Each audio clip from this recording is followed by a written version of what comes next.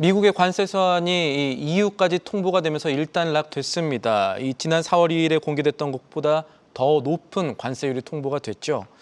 이제 고관세를 맞은 각국들이 어떻게 대응할지 여기에 따라서 시장의 향방이 갈릴 수가 있겠습니다. 우리와 관련해서는 트럼프 행정부가 협상력을 끌어올리기 위해서 북한 문제를 본격적으로 다룰 수 있다라는 시각이 나올 수가 있는데 오늘은 이 문제 집중적으로 다뤄보겠습니다. 도움 말씀에 한상춘 한국경제신문 논설위원 자리에 있습니다. 안녕하십니까? 네, 안녕하십니까? 자, 위원님, 이 관세에 따른 불확실성 다시 부각될 수 있을까 걱정이 되고 있는데 주말 사이 시장 어떻게 보셨습니까? 네, 불확실성이 증폭될 것이냐 하는 측면은 지난 주말에 화제가 됐던 국제사회에서 화제가 됐던 용어를 좀 시청자분이 들으시면 아주 단적으로 이해하실 수 있지 않냐 생각합니다. 그동안 관세와 관련해서는 트럼프의 말이 이렇게 많이 회자가 됐습니다는 지난 주말에는 오히려 이시바 시계로 일본 총리가 깔보는데 이렇게 뭐 어쩌고 이렇게 해서 했습니다. 뒤쪽에 놔는 제가 생략하도록 하겠습니다. 국익과 관련된 문제이기 때문에. 그래서 사실 이 말이 실질적으로 보면 이달 20일에 있는 참여한 선거에 이시바 시게루가 불리하게 돌아가는 이런 측면에서 국민들의 표심을 구하기 위한 측면이냐 아니면 실질적으로 일본에 대해서 미국에 대해서 적극적으로 대응할 것이냐 하는 두 가지 측면이 시간이 가면 갈수록 나타날 거로 이렇게 보고 있습니다. 말씀대로 지난 주말에는 관세 문제가 다시 불가됐습니다. 그래서 EU에 대해서 관세를 서한을 통보를 계기로 해서 관세 플랜 A에서 관세 플랜 B로 넘어갔다 이렇게 얘기 나오고 있는데요. 그래서 많은 사람은 그런 얘기를 했습니다.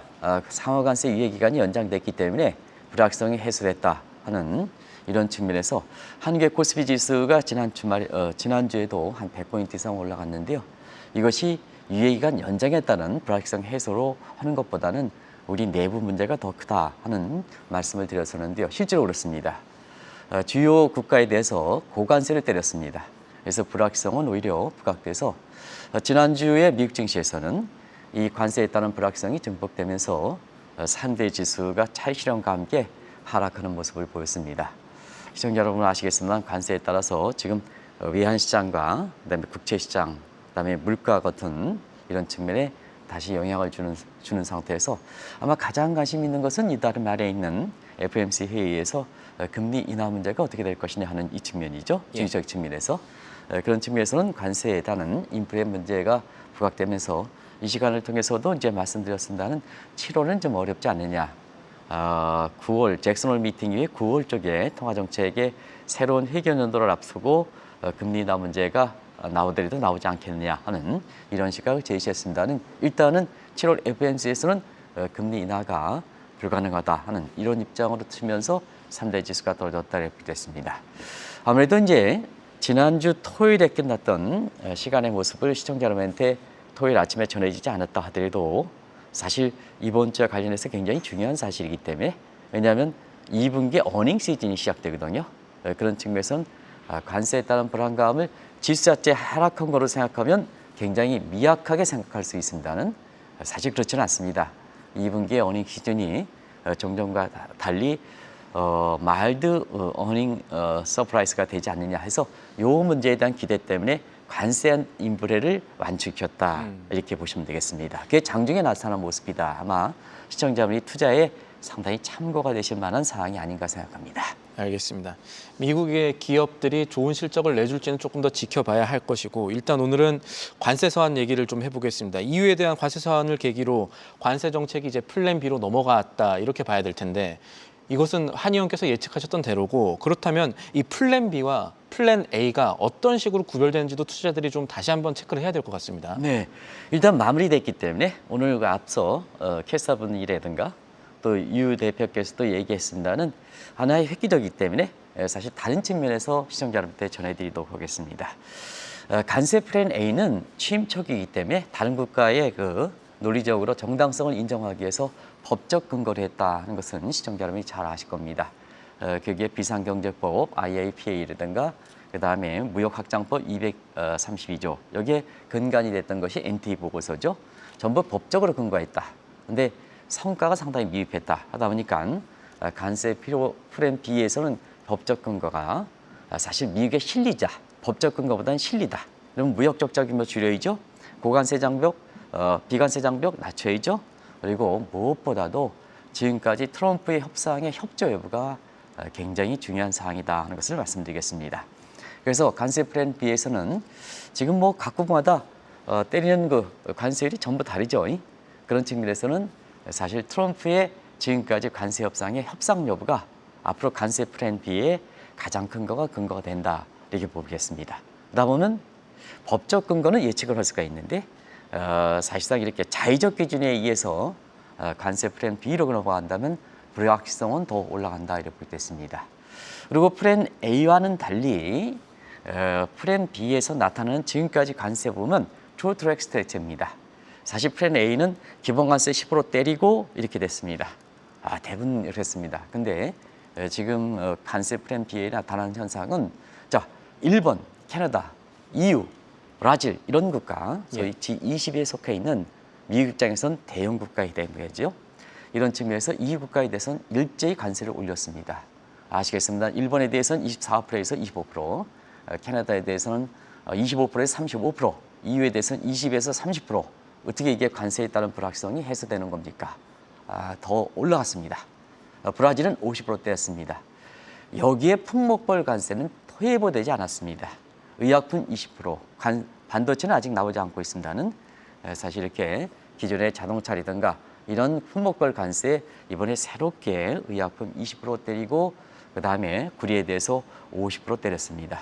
전체적으로 보면 이러한 관세율은 올라갔다. 근데 전체적으로 보면 이거에 대해서 올라간 거에서 희석식이기 때문에 미국 입장에서 사실 의미가 없는 국가들, 예를 들어서 아시아 국가 같은 경우에는 뭐 베트남이라든가 이런 국가들 있잖아요. 아주 의미가 없는 국가들에서는 관세를 일정히 낮췄다. 그것도 소폭으로 낮췄다 해서 전체적으로 보면 국제사회 비난 가능성을 의식한 것이 아닌가 생각합니다.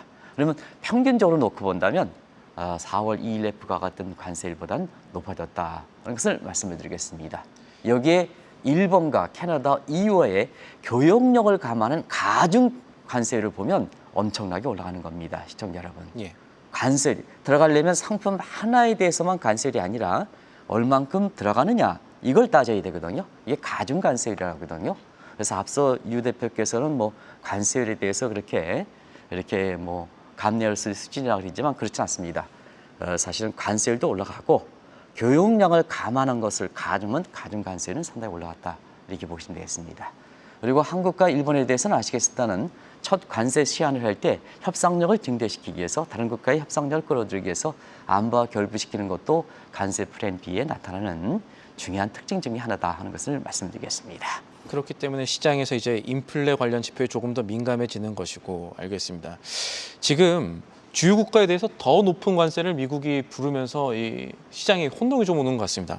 그전에는 이제 타코라고 해서 트럼프가 이전처럼 말만 하고 결국은 뒤로 물러나는 행보를 보여왔는데 이번에도 그럴지 아니면 정말로 관세로 재정을 좀 충당하려는 그래서 높은 관세율을 유지하려는지 이 어떤 방향이라고 봐야 될까요? 네.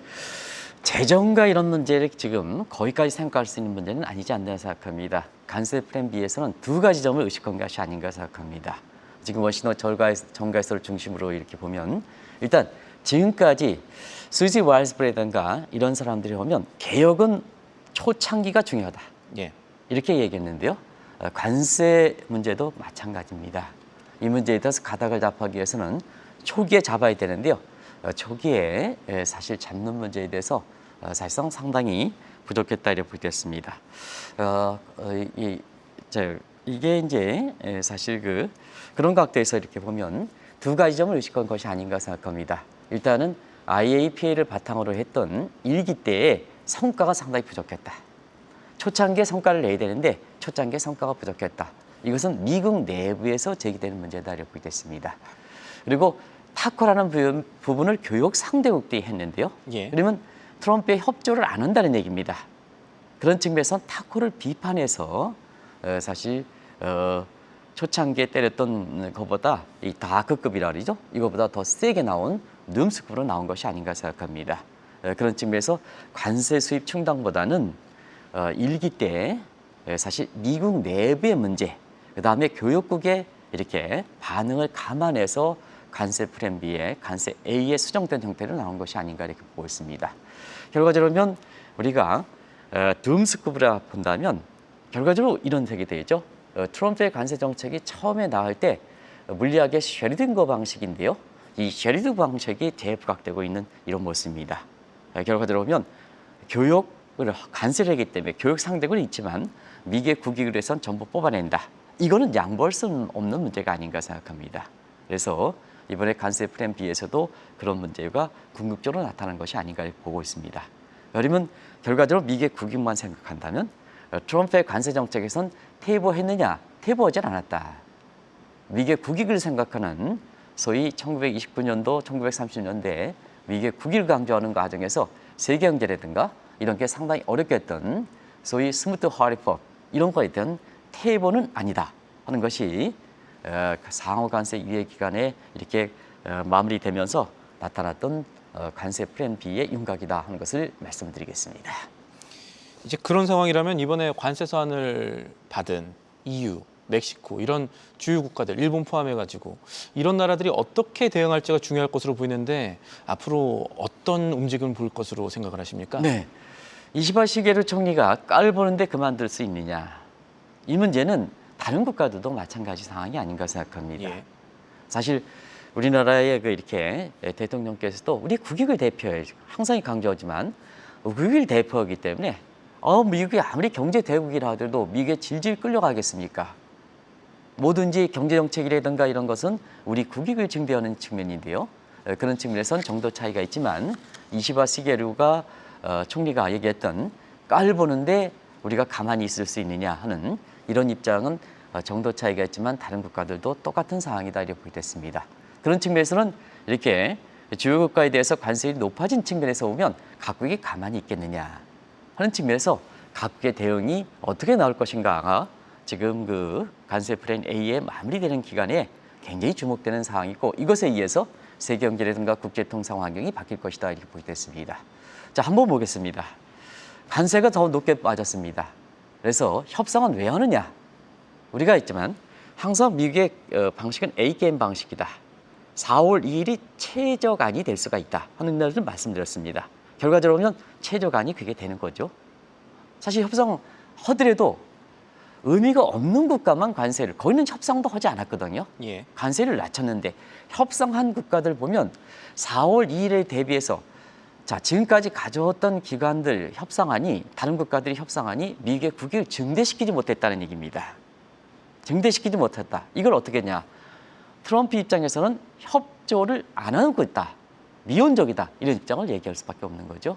그런 측면에서 일단 4월 2일에 관세를 최소화하느냐 아닌가 하는 측면에서 앞으로 협상은 왜 올 거냐 하는 측면이 나올 수가 있는 거죠. 두 번째는 타고 비판 의식을 의식해서 자, 앞으로 여전히 트럼프의 관세는 말이 바뀌는 상태에서 이렇게 무력화될 것이다. 그러면 시청자 여러분, 이 두 가지를 이렇게 최종안을 교집합을 한다면 지금 앞으로는 협상을 안 하겠다 하는 입장으로 이렇게 되는 거죠. 그러면 자, 다른 국가들은 어떠냐? 차국책을 증대해야죠. 예. 자국 국익을 쫓아 이익을 증대시켜야죠. 자, 지금 상태에서 우리나라에서 사실 이재명 대통령께서 미국에 찾아가서 미국의 국익대로 다 트럼프의 국익대로 받쳐준다. 그러면 우리나라 내부에서 문제가 없겠습니까?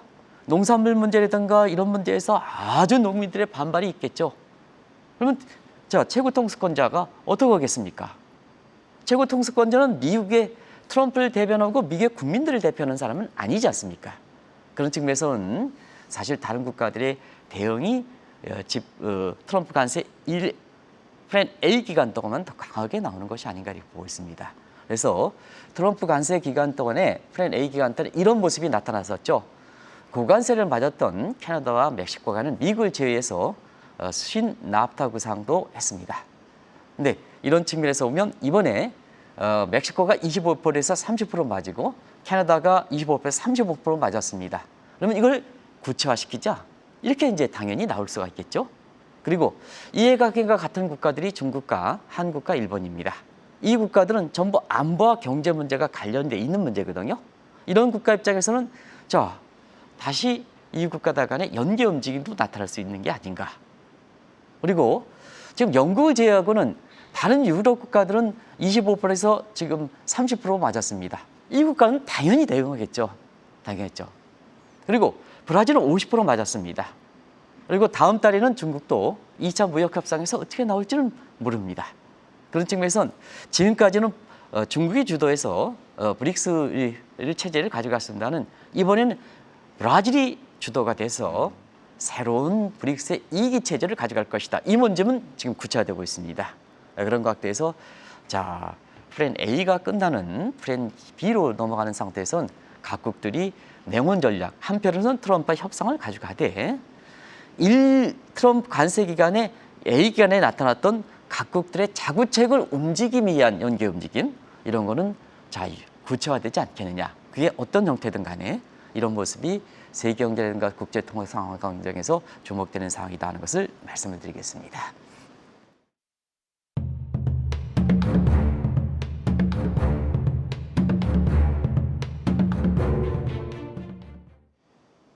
각국의 대응을 촉발시킬 수 있는 새로운 관세 서한. 문제는 우리나라입니다. 이 트럼프 미국 대통령이 한국과의 협상력을 끌어올리기 위해서는 이제부터는 본격적으로 북한 문제를 이 테이블로 끌어들일 수 있다라는 시각도 나오는데 이런 관점에 대해서는 어떻게 보십니까? 네, 사실 워싱턴 정가를 중심으로 해서 이제 상호 관세 1기간에 대해서 관세 플랜 A의 관세 서한이 거의 마무리되기 때문에 이제는 협상력을 끌어올리죠. 그것이 협상 차원이든 아니면 교육 파트너 관련돼서 아킬레스를 건드리든 협상력을 건드려야 만약에 8월 1일 이후에 사실 미국의 국익을 증대시키기 위한 이러한 관세안이 나오지 않을 때는 트럼프 입장에선 더 어려운 사항이 봉착할 겁니다. 그런 과정에선 지금부터 관세를 협상력을 끌어올리기 위한 노력은 굉장히 더 심해질 것이다 이렇게 보게 됐습니다. 그러면 짧은 기간에 과거에는 90일이지만 이번에 3주간의 짧은 기간에 사실 협상력을 끌어들이기 위해서는 각국이 놓여있는 가장 아킬레스 건을 건드리는 거죠. 그런 측면에서 한국과 일본에 대해서는 안보 문제를 이렇게 건드릴 수밖에 없습니다. 그래서 워싱턴 정가에서는 한국의 협상력을 증대시키기 위해서 안보 문제를 이렇게 연관시키는 측면에서 북한 문제를 본격적으로 다룰 것이다 이렇게 보고 있습니다. 그런 과정에서 김정은 이렇게 저는 뭐 뒤쪽에 직함은 빼겠습니다. 예. 김정은 같은 경우에도 지금 최근에 보면 여러 가지 이러한 미묘한 분위기를 이렇게 알아서 그런지 사실 종전에 초강경한 발언에서 누그러뜨리지 않는 분위기입니다. 누그러뜨리지 않는 분위기입니다. 그런 과정에서 사실 중간자에 놓여 있는 우리 입장, 여기서 이제 북한에 대비해서 남한이라는 표현을 썼습니다. 한국이라고 이렇게 통일해서 이렇게 쓰는 사람이 있는데요. 제가 구별해서 오늘 명확하게 구별해서 남한이라는 표현을 썼는데요. 우리 한국이 되겠습니다. 한국이 가장 어려운 상황에 놓여 있는 상태에서 우리 국익을 증대시키기 위해서 미국의 요구, 트럼프의 요구를 받아들여야 되는 이런 숨가쁜 사항이 이 어려운 사항이 전개될 것이다 이렇게 보시다 했습니다. 지금 트럼프가 북한 문제를 본격적으로 다루게 된다면 이 자리에서는 아마 핵이라는 단어도 나오지 않을까 싶은데 이 부분도 살펴봐야겠죠. 네, 김정은 입장에서 강경한 자세를 유지한다면 왜 강경한 자세를 유지할까? 경제력이 좋을까? 김정은이 처져 있는 지금의 상황이 좋을까? 그 다음에 중국과의 관계가 좋을까? 그 다음에 지금 트럼프와의 관계는 좋았지만 오늘 아마 중대한 그 서한이 발표될 거로 이렇게 보여서 김정은을 백업하는 체제도 지금 약화되고 있습니다. 예. 그런 측면에서는 트럼프가 북한을 다룬다면 자, 김정은 입장에서는 이와 같은 상황을 감안할 때 가장 북한의 입장에서도 미국에 대응할 수 있는 카드가 핵카드가 되겠죠. 이 문제에 대해서 워낙 중요하기 때문에 일전에 다른 문제 또 많은 분들이 이 문제에 대해서 상당히 공감대가 형성됐다 해서 다시 한번 이 조건을 들고 나왔습니다. 아마 이란의 핵 문제를 할 때 이란 침공 때 이 문제를 얘기해 드렸습니다. 자, 미국이 핵 보유국을 다룰 때 이거는 이란과 북한뿐만 아니라 파키스탄이라든가 인도라든가 이런 국가를 다룰 때 공통적 사항이 되겠습니다. 그래서 첫 번째 조건은 ICBM 개발, 그 다음에 핵탄두 보유. 두 번째 조건은 자 미국이 때렸을 때 체제 교체되느냐, 그 다음에 체제가 전복되느냐 이 두 가지 요건을 가려한다 이렇게 볼 때 있습니다. 그만큼 뭐냐 미국의 국익 증대 쪽에 초점을 맞춰서 이 문제도 다루고 있다 하는 것을 말씀드리겠는데요. 자 거기에 따라서 두 가지 조건을 컴비네이션 하면 네 가지 경우의 수가 나오죠. 네. 그래서 자 두 가지 경우의 수는 회색 지다서 빼고 명확하게 입장을 할 수 있는 게 두 가지 조건이 미충족할 때, 자 ICBM 개발도 미개발되고 핵탄두도 보이지 않고, 그다음에 체제 교체라든 전복 확률이 높으면 사실은 이러한 식으로 직접적으로 때린다 이렇게 보게 됐습니다. 그게 이전에 나왔던 상황이다 이렇게 보게 됐습니다. 근데 두 가지 조건 모두 충족했을 때 예를 들어서 사실 ICBM 개발이 되고 핵탄두도 되고 체제 전복 가능성이 적고 그다음에 전복될 확률이 적다면 결과적으로 리비아식으로 협상력으로 때린다 이렇게 보게 됐습니다. 결국 그 두 가지 조건을 빼고는 전부 회색 지대로 간다 이렇게 보게 됐습니다. 결과적으로 보면 북한에 대해서는 사실 리비아식으로 협상을 통해서 가지 않겠느냐. 그러면 김정은 입장에서도 협상력을 미국에 대해서 충분히 끌어들이기 위해서는 사실 핵탄두라는 핵 문제를 아주 레버리지 잣대로 이용하지 않겠나 이렇게 보고 있습니다. 관련해서 북한이 트럼프 집권 1기 때보다 조금 더 적극적으로 나올 수 있다는 시각도 있는데 이것은 왜 그렇습니까? 네, 북한이 미국에 대해서 사실 2018년에 싱가포르 정상회담 유연한 관계로 된다이지만 예. 북한에 대해서 미국의 지위는 테러적 선국이거든요. 그런 측면에서는 1기에 대비해서 테러적 선국이 풀렸느냐 하는 측면 하나. 두 번째는 김정은이 2018년 집권 1기에 대비해서 더 어려운 상황인가 그다음에 쉬운 상황인가 이 두 가지가 되겠죠. 근데 지금까지 보면 2017년 미국의 트럼프가 이렇게 북한에 대해서 테러적 선국이 지정된 것은 올해도 지정됐습니다. 그래서 이 문제는 지금 변함이 없습니다. 그러면 뭐냐? 자, 김정은의 상황을 보도록 하겠습니다. 그러면 김정은 상황이 더 어려진다면 핵 문제에 대해서 더 강경한 입장이 나올 수밖에 없죠. 그런데 집권 1기에 비해서는 누님이 말씀드린 경제 사정은 어려워졌습니다. 시청자 여러분, 북한군을 러시아 전쟁에 파견할 만큼 위안 사정도 어렵고 모든 문제, 경제 문제는 역시 중국과의 관계가 굉장히 중요하거든요. 그런데 김정은이가 북한 급한 마음에 러시아로 달려가다 보니까 가장 경제로 백업하는 중국과의 관계가 소원해졌습니다. 예. 그런 측면에서 경제적 측면에서는 김정은이 더 어려졌습니다. 그런 측면에서는 지금 김정은 입장이 항상 북한 전문가들이 루마니아의 차우쿠세급 올라 가능성을 좀 얘기하고 있습니다. 이 대목은 뭐냐? 중국도 시진핑이 실현 여부와 관계 실각설이 많이 나오고 있습니다. 그리고 지금 푸틴도 지금 녹록지 않는 상황입니다. 전쟁이 벌써 몇 년입니까? 이게 장기간 끌어가는 상태에서 원래 3일 전쟁을 구상했던 거거든요. 근데 이것이 3년을 넘었습니다. 근데 미국과의 관계가 안 좋으면 푸틴의 입장도 상당히 어려질 겁니다. 그런 측면에서 사회주의 국가의 삼두 체제를 하는 중국 시진핑 실각, 푸틴도 어려워지고 김정은 입장도 상당히 어려질 수가 있다는 얘기거든요. 그런 측면에서는 자, 위기에 몰린 이것이 경제적이든 아니면 자기의 체제 유지든 위기에 몰린 김정은 입장에서는 이 돌파구로 트럼프에 대해서 어떤 입장으로 나올 것이냐, 정말로 확연한 입장으로 나갈 것이냐, 유연한 입장으로 나갈 것이냐, 그럴 때 남한은 어떻게 될 것이냐 하는 측면이 되겠죠. 그런 측면이 하나가 그렇습니다. 그래서 북한의 핵탄두를 이용해서 강경한 입장으로 나올 수가 있겠고, 그다음에 자기가 살 길은 트럼프에 착 달라붙는 거다 그런 측면에서 1기 때보다 더 유연하게 나올 수가 있겠죠. 이 기록에 놓여 있다 이렇게 보겠습니다. 알겠습니다.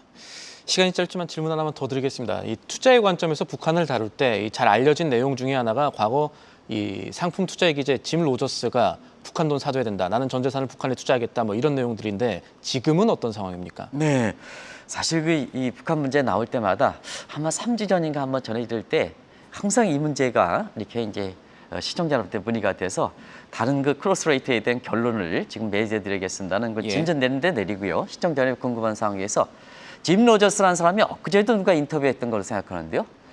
짐 로저스는 가장 예측이 많이 틀린 사람입니다. 2018년에 싱가포르 포럼에서 북한 투자에 전 자산을 걸겠다. 북한 투자에 전 자산을 걸겠다. 일반 사람들 그때 당시에 미쳤다 하는 정도로 북한 투자를 권유했습니다. 이게 싱가포르의 국제화폐 박람회 2018년도에 열렸던 그때 북한 돈을 사라 권고했습니다. 그런데 시청자 여러분 아시겠습니다. 지금 북한 자산과 관련돼서는 전반적으로 이렇게 과거 상황보다는 엄청 안 좋다. 근데 특히 북한 돈을 사다 하면 시청자 여러분이 기억이 많이 서서 무리될 겁니다. 북한 돈 폭락했습니다. 폭락했습니다. 아마 그때 당시 1달러에 암시장에서 8,000원인데 지금 36,000원, 4만 원 가고 있습니다. 폭락했습니다. 그래서 짐 로저스 뭐 상품 투자의 규제를 하는데요. 사실 시청자분도 아시겠습니다는 해외에 해외에 진짜 빅샷이 아니라 빅마우스입니다. 허풍쟁이들이 많습니다. 그래서 아마 우리 서원영 이렇게 PD께서 오시고 나서 빅마우스 허풍쟁이 아니라 빅샷이다 이런 쪽으로 해서 한국경제TV에 이렇게 캐치프레이스 바뀌고 가는 모습인데요. 정말로 허풍쟁이입니다. 짐 로저스 과거에 뭐 상품 투자에서 마칠지 모르지만 너무 이렇게 맹신하는 분위기는 이렇게 바뀌어야 된다는 것을 말씀드리겠습니다. 워낙 짐 로저스가 북한 돈에 대해서 투자를 강조했고 북한의 자산 투자에 대해서 강조를 했기 때문에 아마 여기에 대해서 시청자분이 그만큼 궁금하기 때문에 그런 것이 아닌가 생각합니다. 알겠습니다. 오늘 말씀은 여기까지 듣도록 하겠습니다. 지금까지 도움 말씀에 한상춘 한국경제신문 논설위원이었습니다. 위원님 오늘도 감사합니다. 네, 고맙습니다. 계속해서 다양한 경제 이슈를 알고 싶다면 구독과 좋아요, 알림 설정 부탁드립니다. AI 캐스터 권미정이었습니다.